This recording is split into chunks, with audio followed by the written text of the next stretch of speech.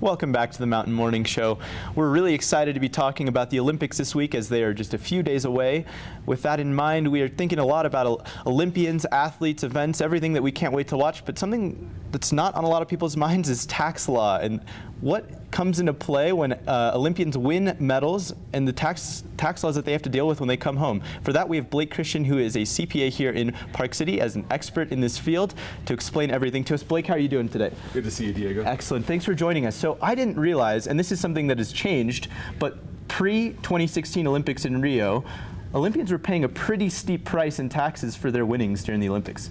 Right. When you combine the federal and state and the self-employment tax, it was north of 50%, and they were often very surprised that they were going to get that bite out of their winnings. So a lot of these athletes would go compete, pour their heart into the event, pour their heart out, and come back, and then they wouldn't even realize that they owed sometimes you said over 50% in taxes of their earnings from the Olympics. And this was regardless of whether they were a low-tier athlete or a high-tier represented by some of the biggest ad agencies, and it didn't matter what you were earning. Exactly. But that changed all in 2016, October of 2016 with the Obama administration, correct? Right. There was a lot of press during the 2016 Olympics, and there were a couple of bills introduced over the last 10 years to exempt it.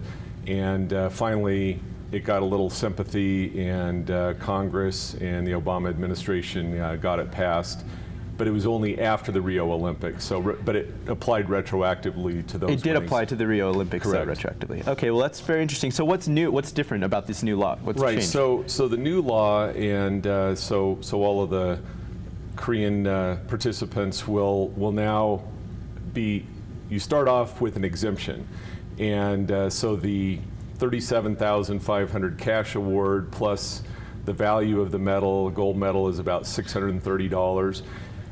That will be exempt as long as that athlete does not make more than $1 million of adjusted gross income during 2018. During 2018. So that's for the full year. That's regardless of whether they're making endorsement deals and stuff like that. So if they really are a high-tier athlete that has endorsements, the chances are that they're going to be pushing over that cap, which makes them non-exempt, correct? Right, and then it would pull in the both the medal and the cash award is taxable. If you're under the $1 million, and that $1 million is measured without the Olympic winnings, then it'll be exempt. So this is some good news for a lot of the athletes that make it to the Olympics, because obviously we follow a lot of the top tier athletes. They're in the spotlight throughout the whole year, especially in the months leading up to the Olympics. But what we don't realize is there's, thousands of athletes that have made it there on their own dollar and have spent their own money to make it to the Olympics. So it's kind of really saving them and keeping the dream alive for people who can't afford to or don't have the backing from large sponsors. Exactly. So I think it's actually a very fair provision that, and $1 million is a pretty nice threshold. Yeah, it's a good cap, Right, so you could have some pretty nice mid-tier endorsements, still make $500,000 and have the medal and the cash award exempt. And luckily, the medals don't have a very high intrinsic value. Otherwise, you'd be paying a lot of tax on that as well, right? $635 is good for the gold that you're getting, which I didn't realize that the gold medals are actually 1% gold, right? Right. I don't think any of the athletes will complain, but yes, it's only 6 grams out of 586 are actually gold. So it's just gold-plated. Silver. Most of it's silver.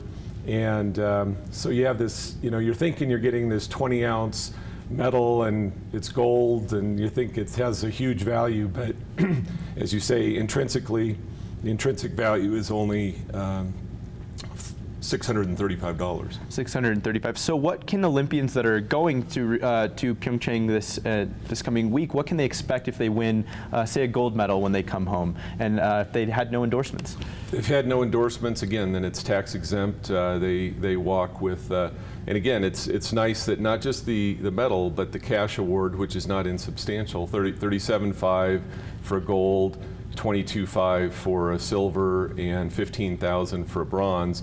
All of that's completely tax exempt. Wow, that's great. And so for people like Lindsey Vonn, per se, whose net worth is somewhere around $2 million or something around there, she would not be exempt from this, and she would be taxed.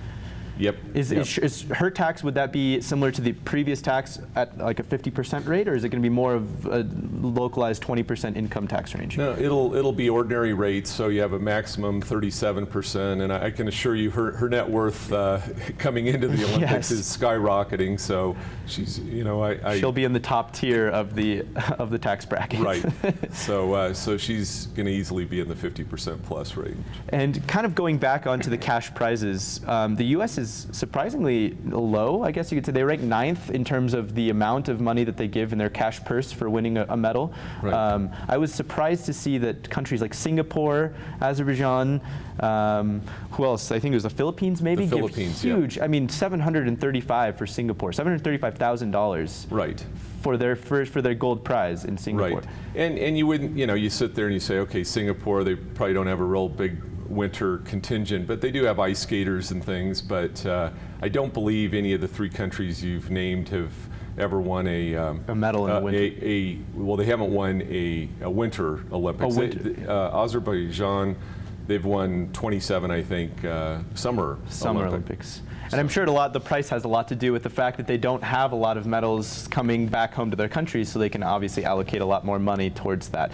It's really interesting. I had no idea that athletes were subject to this tax. It's pretty interesting. Is this something that's common throughout the world, or is the U.S. pretty unique in the way that we tax our athletes? It's a mixed bag, but most countries exempt it. There's a lot of pride of winning for the whole country, and so most countries exempt it, but a lot of the industrialized countries, like the U.S., have a history of taxing them.